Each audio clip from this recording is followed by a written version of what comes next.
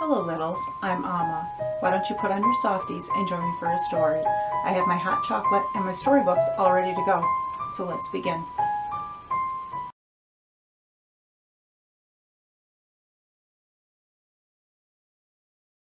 Hello littles, today I have two special guests joining me, one straight from the North Pole.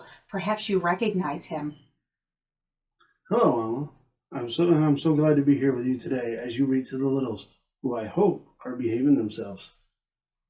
And this little elf, this is Oliver. Tonight we're going to read 'Twas the Night Before Christmas.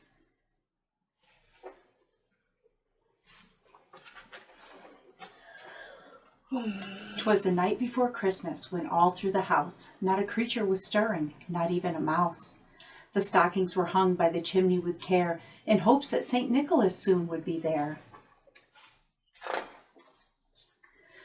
The children were nestled all snug in their beds, while visions of sugar plums danced in their heads. And Mamma in her kerchief, and I in my cap, had just settled our brains for a long winter's nap. When out on the lawn there arose such a clatter, I sprang from my bed to see what was the matter. Away to the window I flew like a flash, tore open the shutters and threw up the sash. The moon on the breast of the new-fallen snow gave a luster of midday to objects below, when what to my wondering eyes should appear but a miniature sleigh and 8 tiny reindeer. With a little old driver so lively and quick, I knew in a moment it must be St. Nick. More rapid than eagles his coursers they came, and he whistled and shouted and called them by name. Now Dasher, now Dancer, now Prancer and Vixen, on Comet, on Cupid, on Donner and Blitzen. To the top of the porch, to the top of the wall, now dash away, dash away, dash away all. As dry leaves that before the wild hurricane fly, when they meet with an obstacle, mount to the sky. So up to the housetop the coursers they flew, with the sleigh full of toys, and St. Nicholas too. And then in a twinkling I heard on the roof the prancing and pawing of each little hoof.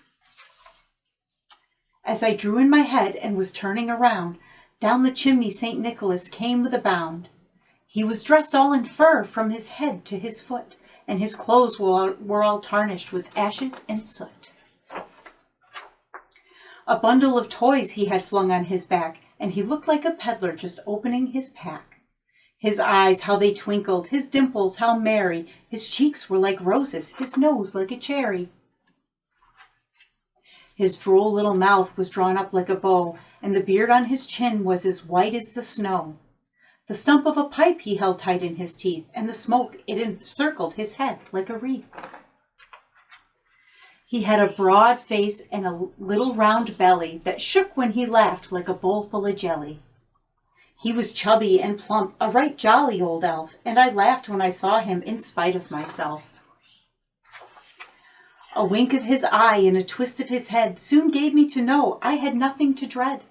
He spoke not a word, but went straight to his work, and filled all the stockings, and then turned with a jerk. And laying a finger aside of his nose, and giving a nod, up the chimney he rose.